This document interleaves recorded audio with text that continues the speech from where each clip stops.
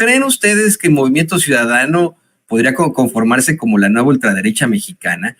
Que de pronto todas esas élites, esas esferas del poder, esos machuchones, como les llama el presidente López Obrador, saquen la carne del asador del PRI-PAN-PRD, que está muy quemado, al que la gente ya detesta, y se olviden de alguien como Claudio X González y digan, no, pues nos vamos con estos que aparentan ser nuevos y con los que podemos volver a engañar al pueblo. Estos personajes que, insisto, cumplen con todo el perfil de la derecha mexicana y tal vez la ultraderecha. Todos ellos, pues emanados de ese tipo de partidos. ¿Tú qué opinas, Alina? Mira, querido Toño, querida audiencia, es muy importante el debate sobre los fascismos, sobre las ultraderechas, no solo en la región, sino específicamente cuando lo centramos en el caso de México. Cuando volteamos al resto del mundo, resulta que hay un montón de gente de ultraderecha con agendas en contra del aborto, en contra de la comunidad LGBTIQ+, en contra de las libertades, la libertad de expresión, en contra de un Estado que regule la vida social y que sean las empresas, las grandes transnacionales y en general el capital. Una agenda por la legalización de las armas, una agenda, etcétera, etcétera, etcétera. Eso está pasando en todo el mundo. No es una cuestión de la Segunda Guerra Mundial, de los 60, 70, es una cuestión que en pleno 2023 hay fascistas gobernando, por ejemplo, Italia, va a haber un fascista gobernando Argentina, hay grupos de extrema derecha pululando como Vox en España y en el resto del continente, sigue existiendo el Ku Klux Klan en Estados Unidos y hay más de 60 células activas. Hay grupos trumpistas, ¿no? Que pues lo ven todavía bien a un Donald Trump a pesar de esta agenda claramente xenófoba, racista. No estoy diciendo que los demócratas tengan una agenda más progresista, estoy diciendo que hay de agendas a agendas, solo que la de los demócratas es menos descarada, ¿no?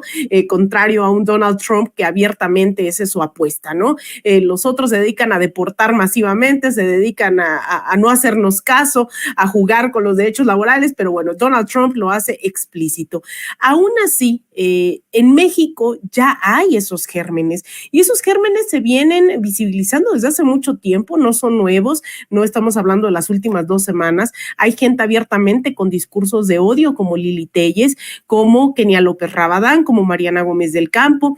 pongo el ejemplo de esta mujer, América Rangel, aquí en la Ciudad de México, que es diputada, es decir, hay gente que saliva con los golpes de Estado, que tiene una agenda en contra de las mujeres, que tiene una agenda en contra de los pueblos indígenas, en esta lógica del desarrollo, etcétera, etcétera, y que ya están ahí los Gabriel Cuadri, ¿no? Ya hay personas con estas agendas ocupando además un curul. Ahora bien, estamos viendo que ya hay una técnica probada de Donald Trump que ha sido permear con estos discursos en América Latina, teniendo a candidatos específicos como lo fue Nayib Bukele en El Salvador, como lo fue Jair Bolsonaro en Brasil, como lo fue José Antonio Kast en Chile, que no logró ganar, pero estuvo a punto,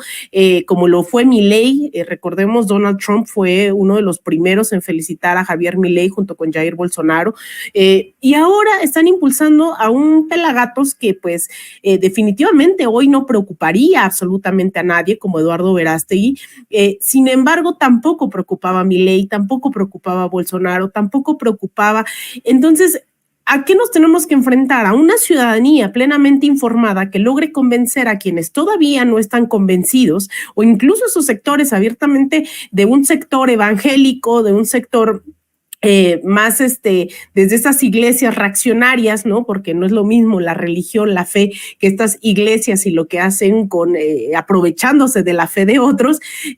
para desmantelar lo que puede ocurrir aquí y sobre todo se tiene que garantizar una política económica en la cual no permite que estos discursos logren permear dentro de la ciudadanía.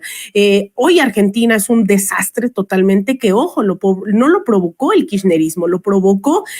un endeudamiento fatal con Mauricio Macri, el préstamo más grande en la historia del Fondo Monetario Internacional, y eso permitió que la inflación, la pandemia y eso fuera la cereza del pastel, pero que no se lograr avanzar realmente. Entonces, el reto para la ciudadanía es lograr garantizar no solo mayoría legislativa, sino garantizar que haya una presión directa a los gobiernos estatales, federales, para que la política estatal siga haciendo que por el bien de todos, primero los pobres, que haya una conciencia plena de estas victorias como victorias de la propia sociedad, no como voluntad política o como un premio de Andrés Manuel López Obrador, sino que esto que tenemos hoy se logró conquistar durante décadas de lucha. Y eso es lo que hay que permear, y con eso cierro, en las juventudes. Las juventudes han sido las más reaccionarias dentro de todo el continente porque se les olvida cómo se llegó a una educación pública gratuita, cómo se llegaron a las becas, cómo se llegó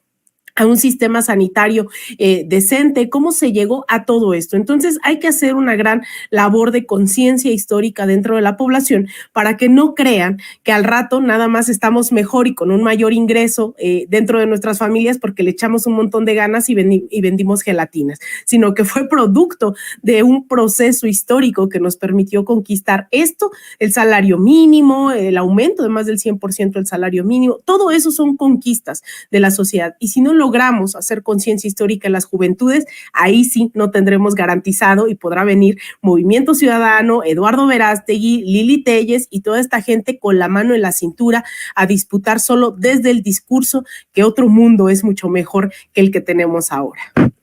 Híjole, un panorama complicado, si me lo permites, querida